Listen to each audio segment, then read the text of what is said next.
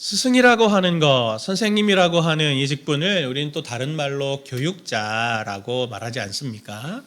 사회가 굉장히 다양해지고 전문화되다 보니까 이런 스승들이 사실 곳곳에 계신데요. 지금과 같은 현대의 이런 교육 방법, 이렇게 대그룹으로 모여서 한 명의 또는 소수의 사람들이 가지고 있는 지식을 이렇게 전달하는 이러한 현대적인 방식은 산업혁명 이후에 일어난 교육 방식입니다. 원래 교육이라고 하는 것은 철저하게 이 가정교육, 우리가 얘기하듯이 이런 공동체 안에서 소수 정예로 함께 삶을 살아가면서 많은 시간을 함께 살아가면서 지식뿐만 아니라 지혜와 노하우까지 이렇게 흘러가는 도제 교육의 방식을 띄었었지, 이렇게 대그룹으로 모여서 학교 교육 같은 이런 주입식 교육의 방식은 그렇게 오래된 방식은 아닙니다. 근데 이게 이제 요즘은 이제 모든 교육에 어떻게 보면 다 이렇게 기준이 됐죠. 근데 이런 교육의 방식에 대해서 파문을 던진 한 사건이 있었습니다. 책 중에 무지한 스승이라고 하는 책에 나와 있는 한 일화인데, 조제프 자코토라고 하는 프랑스어 학자가 있었습니다.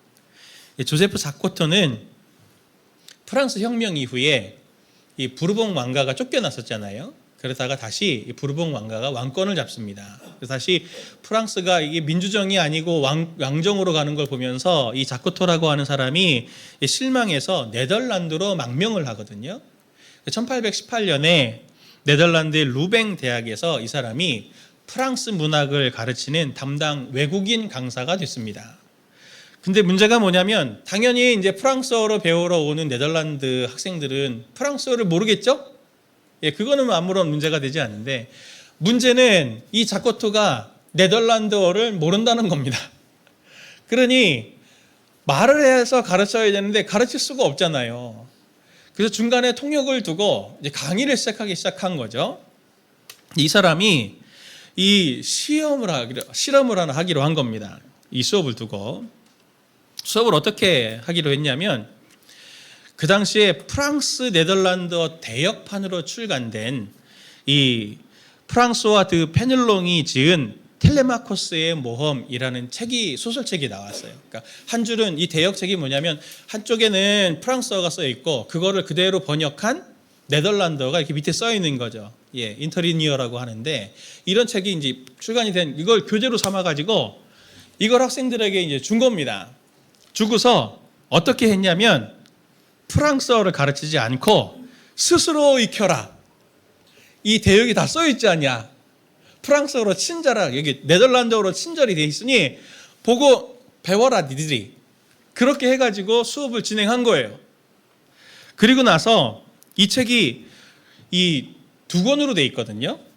1권 절반까지 왔을 때 시험을 보겠다.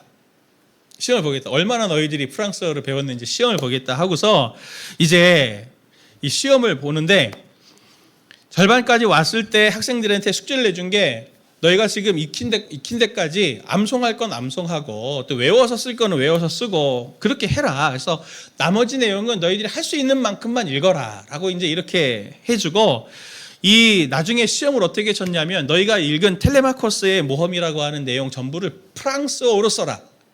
프랑스어로. 그렇게 쓰라고 한 거예요. 그게 시험이에요. 어떻게 됐을까요, 결과가? 다들 빵점 맞았을 거다 생각을 했지만, 정반대로 어떻게 됐냐면, 이 학생들이 프랑스어 어미 변화가 굉장히 어렵다고 하거든요. 제가 얘기만 들었습니다. 감히 이제 배우지 않았는데, 어미 변화가 많은데 그 변화를 거의 완벽하게 배워가지고 학생들이 쓴 그걸 보니까 이 내용이 초등학교 수준이 아니고 작가 수준의 문장 구사력을 쓰면서 프랑스어를 쓰기 시작한 거예요.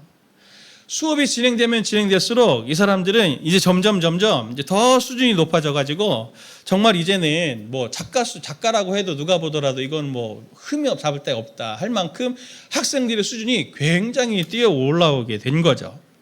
이게 그 유명한 자코토의 실험이라는 겁니다. 이 자코토의 이 실험은, 이 스승 자코토는 프랑스어를 꿰뚫고 있는 사람이잖아요. 그걸 그냥 다 이렇게 알려주는 방식이 아니고, 이 스승이 한 역할은 본인이 꿰뚫고 있는 지식에 학생들이 부딪히게 만드는 거죠. 자꾸 부딪히게 만들어서 지식을 가르치는 것이 아닌 프랑스어를 익히고자 하는 의지를 자꾸 심어줄 동기부여를 하는 겁니다. 시험을 본다. 이렇게 시험을 본다. 그러니 패스하고 싶다면 반드시 프랑스어를 익혀라. 그러니 이 친구들이 이제 열심히 배우는데 수업이 진행되면 진행될수록 학생들에게서 나타나는 특징이 뭐냐면은 질문을 많이 하는 거예요. 질문. 스승님, 제가 책을 읽다가 이걸 보니 이게 어떻게 이렇게 된 겁니까? 그럼 그때 대답해주고, 아, 그렇군요. 하다 또 궁금하면 또 질문하고 또 질문하고 또 질문하고, 그런 방식으로 안전하게 지식을 자기의 것으로 완전히 소화시키는 방식을 이렇게 드러낸 게 이 자코토의 실험입니다. 우리는 지식 그러면 그냥 내가 알고 있는 것, 스승님이 알고 있는 것, 선배가 알고 있는 것을 딱 논리적으로 정연하게 딱 그걸 전수해서 딸딸딸딸 외우면 나는 그걸 지식을 습득했다 이렇게 생각하지만 응용하는 것은 잘 안 되잖아요.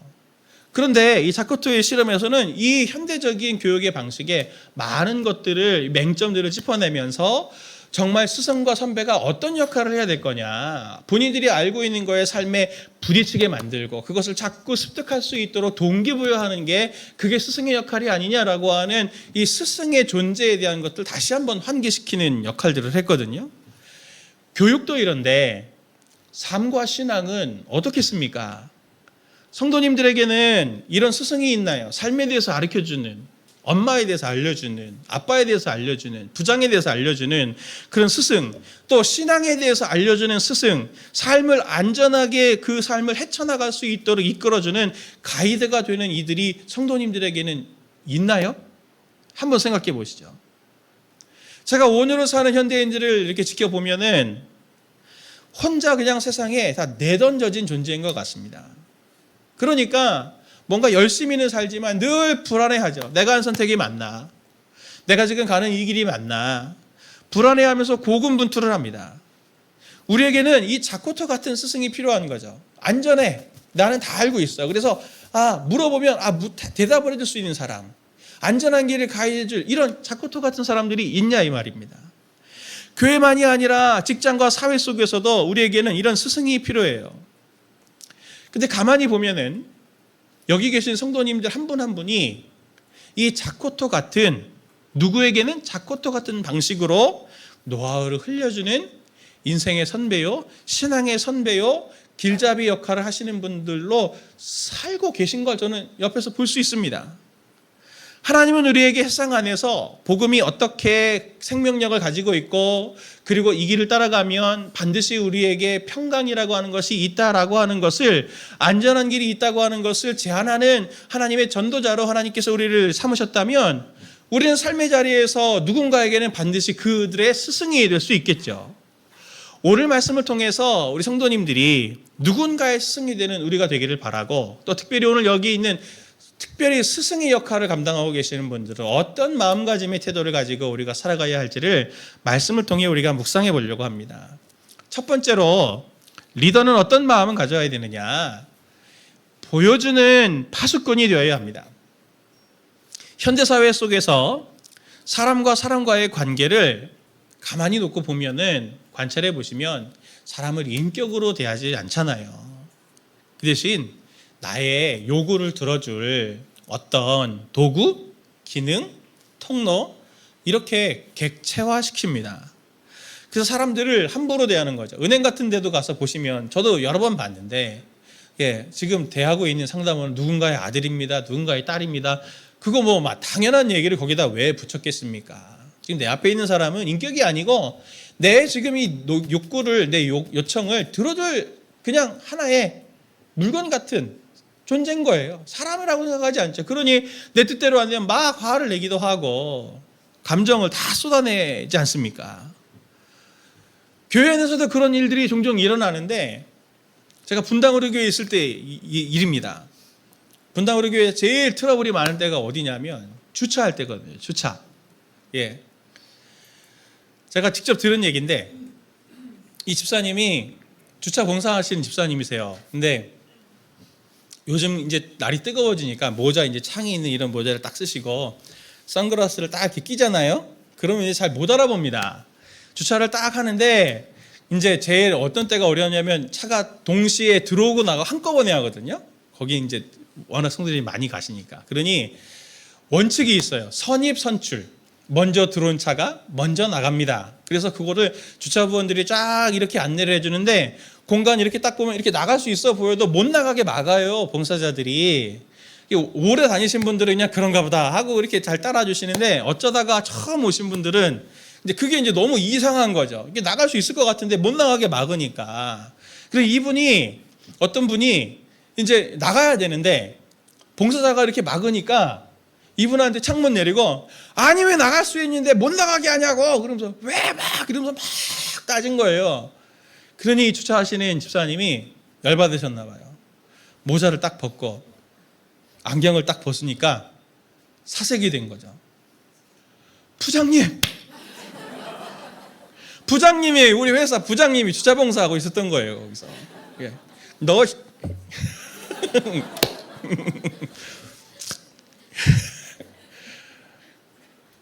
사람이에요.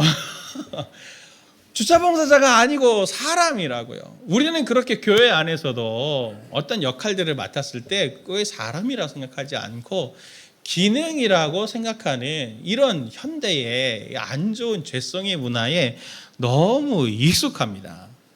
근데 문제는 뭐냐면 다른 사람들이 나를 그렇게 보는 것도 문제지만 리더, 스승이라고 생각하시는 분들, 순장님들, 선생님들, 저 같은 목사 같은 이런 분들이 스스로를 생각할 때도 자기를 그렇게 기능적으로 판단할 때가 많다는 거예요. 자기를 기능적으로 이렇게 판단할 때 어떤 현상이 생기냐면 내가 뭔가 실수했다거나 또는 내가 어떤 원하는 목표에 이르지 못했다든가 성과를 이루지 못했다든가 그럴 때 자기 연민에 깊게 빠져들어가게 됩니다. 누군가를 이끄는 선배, 상사, 교사, 순장, 목사 그리고 부모 같은 리더들이 정말 잘 싸우셔야 되는 게 뭐냐면 이 자기 연민과 잘 싸우셔야 돼요. 아마 다들 공감하실 텐데 저에게도 늘 느껴지는 부담이 있습니다. 제가 실수했다거나 뭔가 어떤 게 있을 때 어떤 이슈들이 있을 때 좋은 이슈가 아니고 안 좋은 이슈들이 있을 때 성도들이 나를 어떻게 생각할까? 사단은 자꾸 저한테 그렇게 얘기하죠. 그럼 그렇지. 니까짓게. 네가 설교한다고. 네가 목양한다고. 네가? 굉장히 짧은 물음표를 던져주지만 그것들을 바라보면서 그래 나는 그런 사람이지. 난 자격이 없어. 나는 무능력해. 무기력해. 이렇게 자꾸 자기 연민에 빠져들어가게 사단은 합니다. 물론 우리 순장님들도 그렇고 저도 그렇고 다들 영혼을 섬겨보신 분들은 공감들을 하시겠지만 영혼을 잘 섬기고 싶은 마음에서 사역을 잘하고 싶은 마음에서 그런 마음이 드는 건 맞아요. 그런데 그 잘 섬기고 싶은 그 죄송한 마음과 평가를 두려워하는 마음은 사실 종이 한 장 차이입니다. 우리 성도님들이 영적인 리더들을 보실 때 그들의 부족함을 본다면 그래서 기도해 주셔야 되는 거예요. 자기 연민에 가만히 빠질 때를 보면은 여러 이유가 있지만 아주 많은 경우에 자기의 기능적인 면만 보고 판단을 하거든요. 내가 처한 상황, 내가 처한 지금 이 결과, 그리고 이 기능 이런 것만 보고 판단할 때 쉽게 자기 연민에 빠지는데 오늘 본문 17절의 말씀을 보면 영혼들을 직접적으로 대하는 사람들이 어떤 태도를 가져야 되는지를 오늘 분명히 얘기합니다. 우리 13장 17절 말씀을 세 번역으로 같이 봅니다. 여러분의 지도자들의 말을 고지 듣고 그들에게 복종하십시오. 그들은 여러분의 영혼을 지키는 사람들이요 이 일을 장차 하나님께 보고드릴 사람입니다. 아멘. 리더들은 성도님들 영혼을 맡은 사람들의 그 영혼들을 지키는 자고 그리고 영혼들에 대해서 하나님께 장차 보고해야 될 사람이다 라고 얘기합니다. 이 말씀의 행간을 보면 반대로 영혼을 대하는 사람들이 어떤 태도를 가져야 되는지에 대해서도 얘기해주고 있는데 스승, 리더들은 영혼을 맡겨주신 사람들은 그 맡겨주신 영혼들에 대해서 언젠가 내가 하나님 앞에 할 말이 있는 사람들이에요. 무슨 말이냐면 하나님께서 내가 너에게 영혼을 맡겨줬는데 너 그 영혼들이 왜 이렇게 됐어? 왜 이렇게 됐니? 물어볼 때 할 말이 있어야 되는 사람들이라는 겁니다. 얼마나 무섭습니까? 그러니 영혼을 대하는 사람들은 항상 영혼들 앞에서 우리 하나님 앞에서 일명 코람데오라고 하죠. 하나님 앞에서의 의식과 태도를 가지고 서는 게 필요합니다. 모든 상황과 사역들 속에서 순간순간의 결과가 아니고 하나님 앞에 설 것을 염두에 두고 사역하는 사람들이 되어야 되는 거예요. 성도님들이 자기 연민에 빠질 때, 영적인 리더들이 또는 영혼을 대하는 이들이 자기 연민에 빠질 때, 부모님들이 자기 연민에 빠질 때, 나는 아빠로서 자격이 없어, 엄마로서 자격이 없어 얘기할 때 거기에 속는 함정이 뭐냐면 이게 있습니다. 성도님들이 정말 그렇다고 치죠. 능력이 많고 완벽한 부모고 모든 것을 다 해줄 수 있는 엄청 지혜로운 부모라고 한다면 자녀가 완벽해질까요? 그렇지 않습니다.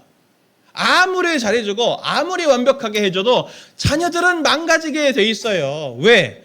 자녀들이 죄인이거든요. 죄성이 있거든요. 죄의 영향을 받거든요. 내가 아무리 잘해준다고 해가지고 그 영혼들이 잘 되는 게 아니에요. 우리가 할 수 있는 건 뭡니까? 우리가 할 수 있는 최선은 첫 번째는 파수꾼입니다. 파수꾼. 하나님이 에스겔서를 보면 에스겔을 이스라엘을 책망하고 이스라엘의 마음을 돌이킬 영적인 리더로 보내시면서 에스겔을 내가 너를 파수꾼으로 보낸다 하면서 파수꾼이 어떤 역할을 해야 되는지를 에스겔서 33장 3절부터 얘기하고 있거든요. 제가 한번 이 말씀을 읽어볼 테니까 내용을 잘 파악하면서 따라오십시오. 파수꾼이 에스겔입니다. 이 파수꾼은 자기 나라로 적군이 접근하여 오는 것을 보고 나팔을 불어 자기 백성에게 경고를 하였는데도 어떤 사람이 그 나팔 소리를 분명히 듣고서도 경고를 무시해서 적군이 이르러 그를 덮치면 그가 죽은 것은 자기 탓이다. 그러나 만일 그 파수꾼이 적군이 가까이 오는 것을 보고서도 나팔을 불지 않아서 그 백성이 경고를 받지 못하고 적군이 이르러 그들 가운데 어떤 사람을 덮쳤다면 죽은 사람은 자신의 죄 때문에 죽은 것이지만 그 사람이 죽은 책임은 내가 파수꾼에게 묻겠다.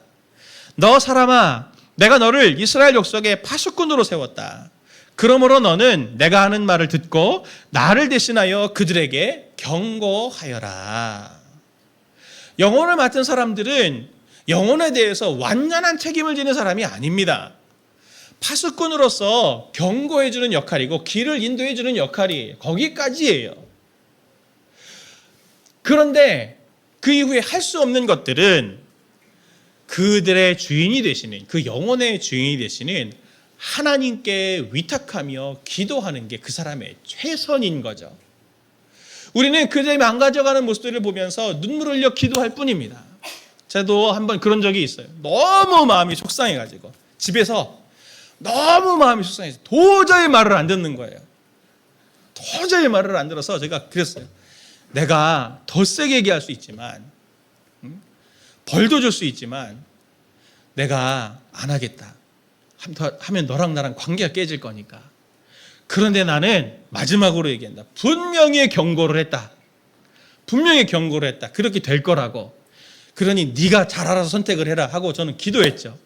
한 3년이나 지났을까요? 몇 년 지나지 않았어요. 그 친구가 저한테 찾아와서 아빠 그때 얘기를 해주셨어야죠. 제가 나는 분명히 얘기를 했다. 나는 분명히 얘기를 했다. 그랬더니 뭐라고 하냐면 더 세게 얘기를 해주셨어야죠. 더 세게 얘기했으면 너는 집을 나갔을 거야. 너랑 나랑 관계가 깨졌을 거다. 엄마, 아빠와 이 자녀의 관계가 깨졌을 거다. 경고해 주는 데까지가 우리의 역할이에요. 그리고 안 되는 것들이 있다는 걸 인정을 하고 그 부분을 하나님께 맡기는 게 오늘 하나님 앞에 설 사람으로서의 최선이 되는 거죠. 사랑하는 성도님들, 우리는 할 수 있는 것을 최선을 다한다라고 말할 때 모든 자원을 다 써서 하는 것들을 말하지만 정말 거기에는 우리의 한계와 범위를 정확하게 아는 것이 정말 중요합니다. 동시에 스승으로 역할을 맡아서 해야 되는 영혼들을 맡은 이들이 무엇을 또 해야 되는지를 오늘 본문이 7절에서 한 가지 더 이야기해 주는데 7절 말씀을 같이 함께 더 보도록 하겠습니다. 여러분의 지도자들을 기억하십시오. 그들은 여러분에게 하나님의 말씀을 일러주었습니다. 그들이 어떻게 살고 죽었는지를 살펴보고 그 믿음을 본받으십시오. 아멘. 이 말씀에서 두려운 말씀을 주는데 영혼을 맡은 이들은 후배들에게, 스승 리더들은 후배들에게 뭘 보여줘야 되냐면 어떻게 살고 죽었는지를 보여주는 사람이 되어야 하는 거죠. 그리고 그들이 보여준 길은 그 후배들에게는 인생의 지혜가 길이 되는 겁니다. 시간의 무게라는 것이 참 무섭습니다. 척하는 것은 그 앞에서는 얼마든지 모면할 수 있어요. 그러나 시간의 무게가 쌓이면 쌓일수록 이 사람이 척하는 건지 진짜 그런 사람인지가 드러나게 되는 거 아닙니까? 시간의 무게를 쌓아가는 스승들은 그들이 가지고 있는 실패와 실수도 후배들에게는 유익이 되는 거예요. 아, 저렇게 경험이 많은 사람도 저렇게 실수할 수 있구나. 그리고 그렇게 실수했을 때 저렇게 탈출할 수 있구나 라고 하는 인생의 지혜를 흘려주게 되는 거죠. 그래서 영혼을 대하는 사람들의 사역은 오늘을 바라보고 사역하는 게 아니고 시간의 무게를 쌓아가면서 사역을 하게 되는 겁니다. 리더들은 그래서 어떻게 살고 죽었는지 그 삶의 전 모든 그 인생을 통해서 평가되어져야 하는 것이죠. 오늘 이 시대는 어떻게 살고 죽었는지를 결말을 주위에서 보는 사람들이 필요합니다. 저부터 정말 그렇게 되고 싶어요. 분리개척을 해서 참 많은 성도님들이 또 은혜롭게 교회가 잘 성장하고 있는 오늘을 보면서 내가 괜찮은 목사야, 괜찮은 목양자야 이런 하나님께 평가를 받고 싶은 게 아니고 끝까지 변질되지 않고 끝까지 영혼들을 사랑하고 정말 제가 할 수 있는 데까지 최선을 다해서 하나님 앞에 영혼들을 지켜가는 사역자가 될 수 있도록 저를 위해서 기도해 주시고 우리 순장님들을 위해서 기도해 주시고 성도님들의 멘토들을 위해서 기도해 주시기를 간절히 바랍니다. 리더들은 그런 삶을 살아야 된다면 리더들을 따라가는 영혼의 리더자들을 따라가는 사람들은 어떤 삶을 살아가야 되나요? 두 번째로 살펴볼 것은 이것입니다. 그게 리더들을 신뢰하고 기억해 주는 거예요. 오늘 보면 7절 말씀을 원문으로 맨 처음을 보면 이렇게 명령으로 시작합니다. 기억하라 너희의 지도자들을. 영어 성경도 어순이 동일한데요. 여기에 기억하라라고 할 때 이 헬라어로는 메모니오라고 하는 단어를 씁니다. 메모니오. 무슨 말과 비슷하잖아요? 메모가 여기서 온 겁니다. 잊어버리지 않도록 메모하는 게 이 기억하라, 메모니오에서 오게 된 건데 7절 말씀을 보면 이렇게 얘기하죠. 여러분의 지도자들을 기억하십시오. 그들은 여러분에게 하나님의 말씀을 일러주었습니다. 그들이 어떻게 살고 죽었는지를 살펴보고 그 믿음을 본받으십시오 라고 할 때 여기에 지도자, 오늘 우리가 읽은 개역성경에는 인도하는 자라고 되어 있는데 원문을 뜻을 보면은 이 사람들은 데리고 가는 사람이라는 뜻입니다. 우리가 보통 리더십 하면은 두 가지의 지도자 형태가 있다고 하는 걸 우리가 알고 있잖아요. 그림을 한번 보여주실래요? 위에 그림을 보시면 비즈니스라고 하는 저 큰 짐을 끌고 가는 세 사람이 있는데 거기에 보스가 있습니다. 책상 딱 깔고 앉아가지고 자기는 까딱도 하지 않으면서 손가락만 저쪽으로 가라고 명령하는 사람은 보스입니다. 그러나 리더는 어떤 사람입니까? 밑에 있는 그림이죠. 맨 앞에 서서 이쪽 방향이다 라고 방향을 제시하면서 함께 짐을 지고 맡은 사명을 감당해가는 사람이 바로 리더예요. 예수님이 모범으로 우리에게 보여주셨던 모습도 바로 저 리더의 모습 아닙니까? 먼저 인간이 되시고 먼저 생사고락을 함께 하시면서 희노애락을 함께 다 하시면서 그래서 사람들을 생명의 길로 인도해 주셨던 그분이 바로 저 리더이신 예수님이죠. 저를 보십시오. 본문에 인도하는 자, 말씀드렸던 것처럼 데리고 가는 사람이다라고 하는 원뜻을 가졌다고 제가 말씀을 드렸는데 우리가 그들을 기억해야 될 이유는 그 리더들이 우리에게 지금 오늘 예수님처럼 우리들 중에서 우리와 함께 하면서 길과 방향성을 제시해 주는 사람이기 때문입니다. 왜 그들을 기억하는 게 중요한가요? 대표적인 예가 이렇죠.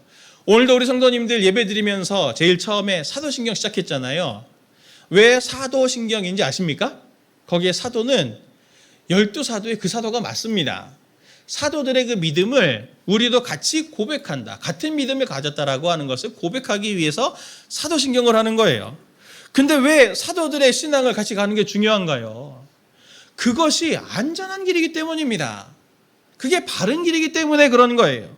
엄청 오래됐어도 안전한 길이니 그걸 따라가는 거죠. 리더들을 따른다고 하는 것은 안정감을 주는 삶입니다. 종종 성도님들을 보면은 신앙 서적을 잘 안 보시려고 하는 분들이 계세요. 왜 안 보시려고 하냐면 이 목사님 책을 보거나 저 목사님 책을 보거나 내용이 다 똑같던데요. 열심히 기도하고 예배 잘 드리고 헌신 잘하고 하나님과 관계 잘 맺고 다 같은 내용이더라고요. 결론은요. 그래서 다 똑같은 내용이니 뭐 안 봐도 됩니다, 목사님. 그렇게 얘기하시는 분들이 있는데 그건 하나는 알고 둘은 모르시는 겁니다. 왜냐하면 이 질문에 답을 해보시면 선명하게 답을 아실 거예요. 지식과 지혜의 차이가 무엇입니까?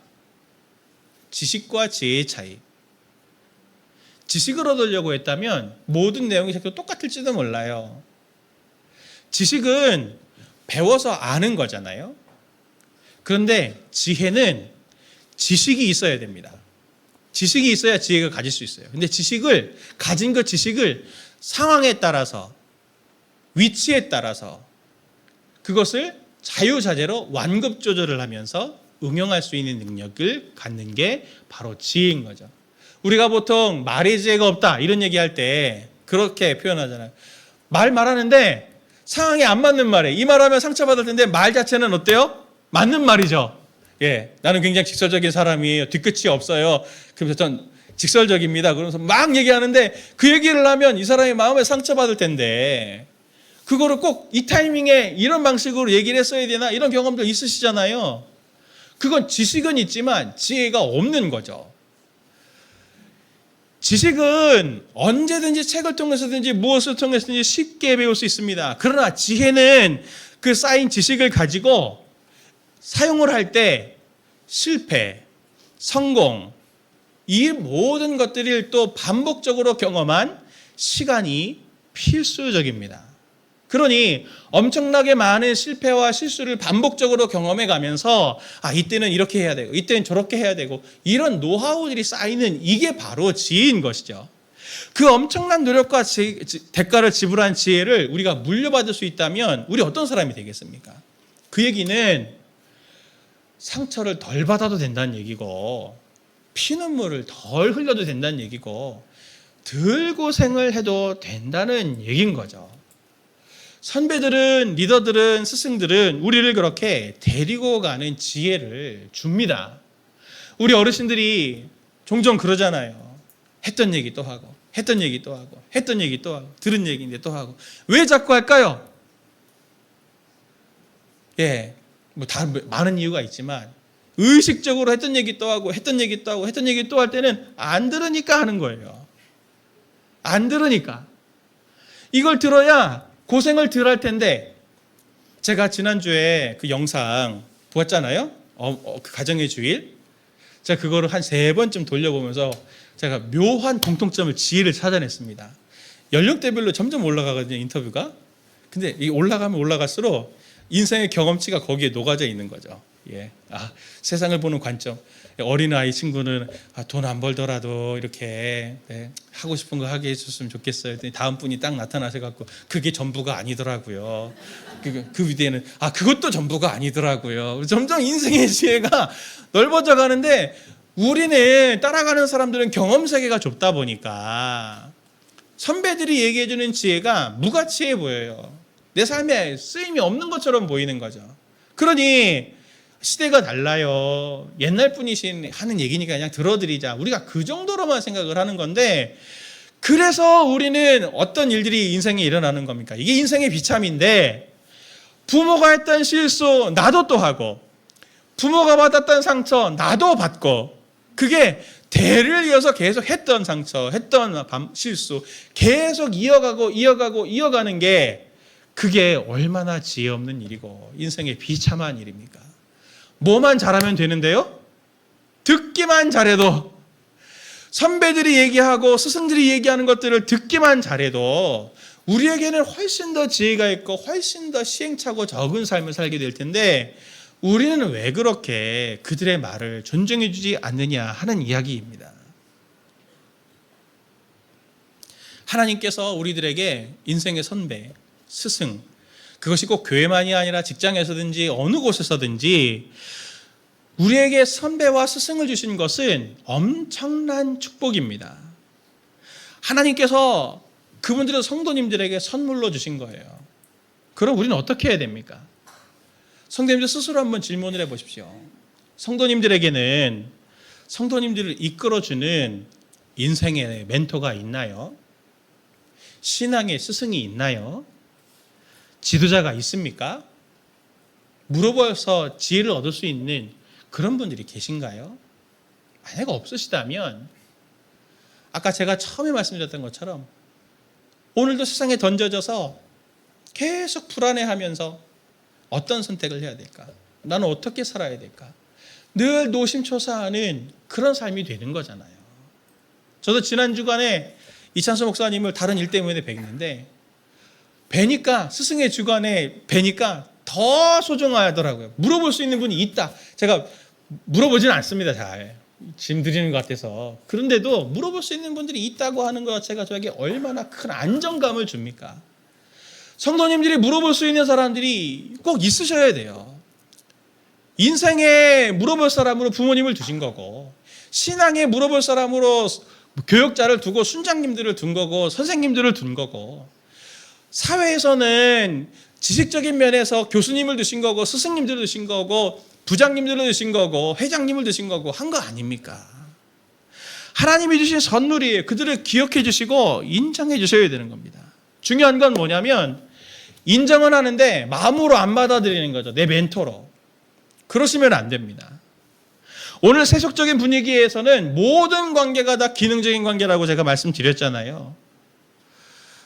그분들은 자신들의 삶을 통해서 자신들의 지혜와 노하우를 흘려주면서 데리고 가려고 합니다. 그럼 그것들을 그대로 마음으로 정말 받으면서 인정해 주는 것이 그분들에게 가장 큰 기쁨이고 위로가 돼요. 우리가 우리 선배 스승들을 대할 때 종종 놓치는 거 뭐냐면 선배가 되려면, 스승이 되려면, 순장이 되려면, 목사님이 되려면, 교수님이 되려면 완벽한 사람이어야 돼라고 하는 전제를 혹시 마음에 갖고 있지는 않나요? 제가 보면 거의 그렇더라고요. 완벽한 사람으로 알고 있어요. 그러니 조금 실수하면, 조금 넘어지는 모습을 보이면 아이, 목사님 아니야.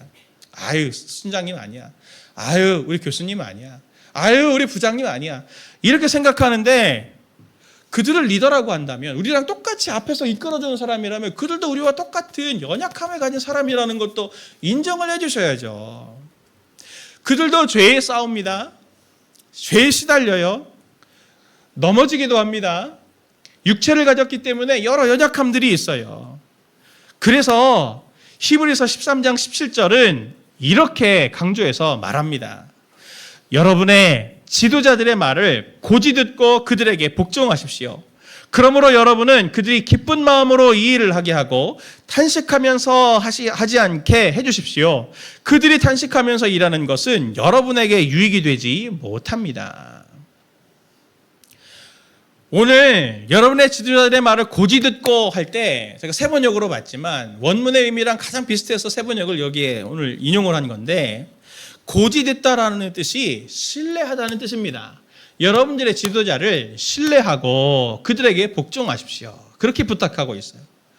오늘날 시대를 보면은 세대 풍조가 상처의 시대고 기본적으로 믿어주는 시대가 아니고 안 믿어주는 시대입니다. 제가 그걸 어떻게 하냐면 제자훈련을 하다 보면 놀라운 현상이 있습니다. 어쩔 때 정말 그러한가 찾아봐요. 이분이 찾아봐가지고 목사님 진짜 있네요. 있다니까요. 없는 얘기를 제가 안 한다니까요. 근데 왜 찾아보냐고요. 그거를 못 믿으니까. 못 믿는 분위기에 왜 이제는 믿어주고 시작하는 게 아니고 안 믿어주고 시작하는 거예요. 선생님이 얘기해도 진짜 그래? 찾아보죠. 순장님이 진짜 그래? 찾아보죠. 그래서 그렇구나. 그럼 그때 믿으려고 그러죠. 이 시대의 분위기는 신뢰의 분위기가 아니고 불신의 시대예요. 그렇다면 근데 그게 이제 상처를 많이 받아서 그렇고 또 저 같은 목사들이 신뢰를 먼저 보여드렸어야 됐는데 그게 안 되니 이제 이렇게 된 거라 저의 책임도 많겠지만, 신뢰 시대가 아니고 불신의 시대라면 그걸 그대로 놔둬야 되겠냐 이겁니다. 그걸 다시 회복해야 되지 않겠습니까? 리더를 신뢰하지 못하면 그들이 하는 말도 신뢰하지 못하게 됩니다. 제가 제일 두려워하는 것 중에 하나가 저에게 성도님들이 상처받지 않게 하기 위해서 애를 써요. 왜냐하면 관계 좋아지려고 하는 게 아니고요. 저거 관계 안 좋으면은 제가 설교할 때 이렇게 듣고 이렇게 나갈 거잖아요. 그것 때문이에요. 오늘 17절 말씀처럼 여러분들에게 유익이 되지 않습니다. 영적인 유익이 되지 않아요. 불신 현상을 가속화하게 된 이유 중에 하나는 자꾸 사람을 기능적으로 대하는 거죠. 저 목사가 설교를 잘하나, 저 순장이 다락방 인도를 잘하나, 영적인 깊이가 얼마나 되나, 저 선생님은 얼마나 우리 애를 잘 돌봐주나, 저 사람은 어떤가. 자꾸 기능적으로 사람들을 판단하려고 하지만 선생님의 존재는 그냥 졸업장 떼주고 지식을 알려주는 그런 역할만 있는 존재가 아니라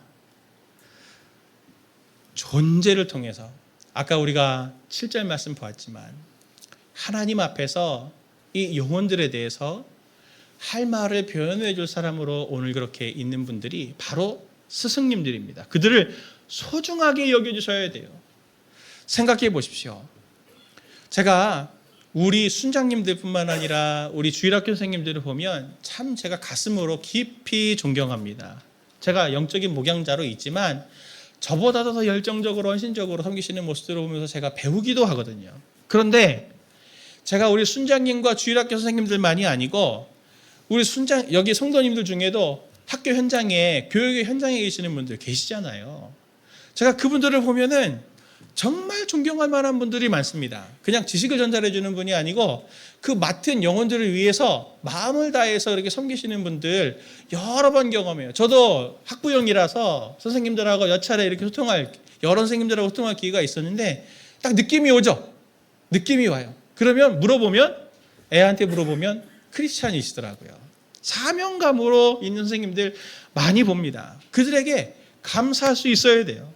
특별히 우리 집사님들, 성도님들, 주일학교 선생님들과 우리 순장님들에게 감사하시고 귀하게 여길 줄 아셔야 됩니다. 왜냐하면 그들의 절대 기능적으로 보지 마세요. 그분들도 똑같은 성도님들과 똑같은 성도인데 봉사자예요. 근데 순장이고 교사라고 우리한테 조금 잘못해준다고 또 나한테 조금 잘못해준다고 막 공격하시면 그분이 어떤 마음이 들겠습니까? 나도 똑같이 속으로 얘기는 안 하죠. 속으로 그럴 거예요. 안 물어봤어요, 순장님들께. 저 같으면 그럴 것 같아요. 제가 인격이 잘 안 돼가지고. 내가 이거 안 하고 말지. 나도 당신처럼 똑같이 힘들거든. 난 당신까지 섬기거든. 그렇게 말할 것 같아요. 예. 순장님들, 주일학교 선생님들은 기능을 전달해 주는 사람이 아닙니다. 저 역시도 마찬가지로 기능을 전달해 주는 사람이 아니에요. 성경적인 지식을 전달해 주는 사람이 아니에요. 성경적인 지식 배우고 싶으면 제자훈련 들어오세요.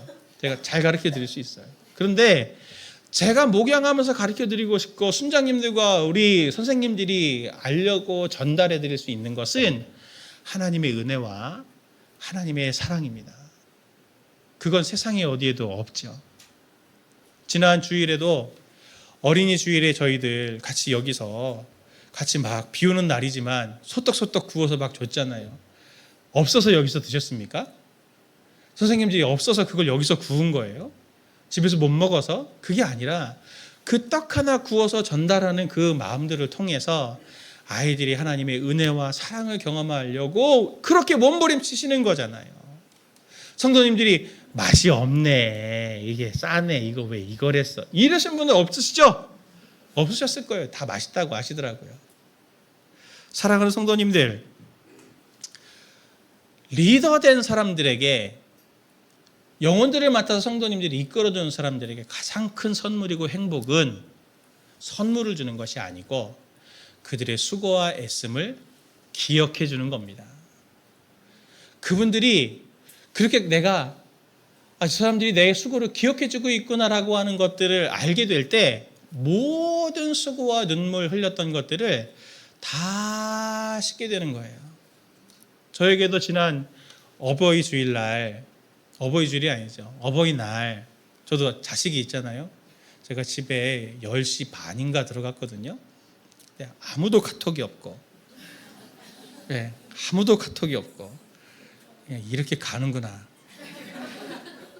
그랬는데 집에 딱 갔더니 케이크 하나 딱 준비해가지고 그렇게 잠깐 모여서 같이 축하해주는 그걸 보면서 케이크 먹고 싶어서가 아니고 기억해 주는구나라고 하는 것 자체가 얼마나 큰 위로가 되는지 몰라요. 그 마음을 아시잖아요. 리더들에게 해주셔야 될 게 바로 그겁니다. 그게 리더들에게 힘나게 하는 거고 오늘 말씀처럼 그들을 즐거움으로 사역하게 해주는 거죠. 기능으로 평가하는 것이 아니라. 우리 성도님들이 오늘 우리 순장님들뿐만 아니라 삶의 자리에서 스승이 되시고 나를 이끌어주고 나를 데리고 가는 분들이 있다면 그들에게 감사의 마음을 꼭 표할 수 있는 분들이 되셨으면 좋겠습니다. 그것이 하나님께서 기뻐하시는 일이고 하나님의 동역자가 돼서 그들을 잘 위로하는 하나님의 손으로 사랑과 사랑에게 흘러가는 선순환의 통로로 주님께서 쓰시는 도구들이 될 겁니다. 꼭 그런 성도들 되시길 예수님의 이름으로 축원드립니다.